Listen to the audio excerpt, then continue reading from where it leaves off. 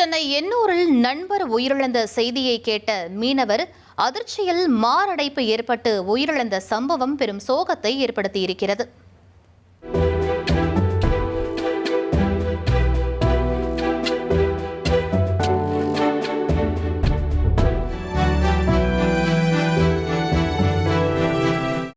எண்ணூர் பெரிய குப்பம் பகுதியைச் சேர்ந்த பிரகாஷ் மற்றும் ஏகாம்பரம் கடந்த 15 ஆண்டுகளாக நெருங்கிய நண்பர்களாக இருந்து வந்தனர். தனியார் தொழிற்சாலை ஊழியரான பிரகாஷ் உடல்நலக் குறைவால் மருத்துவமனையில் சிகிச்சை பெற்று வந்த நிலையில் சிகிச்சை பலனின்றி உயிரிழந்தார். அதைத் தொடர்ந்து கடலில் மீன்பிடித்துவிட்டு திரும்பிய ஏகாம்பரத்திடம் பிரகாஷ் உயிரிழந்த செய்தி தெரிவிக்கப்பட்டது.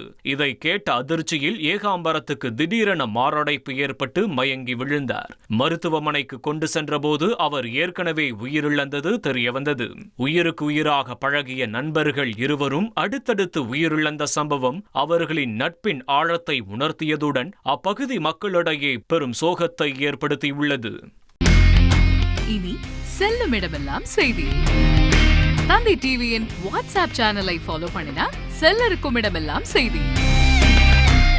இதோ QR கோட் இப்பவே ஸ்கேன் பண்ணுங்க, ஃபாலோ பண்ணுங்க.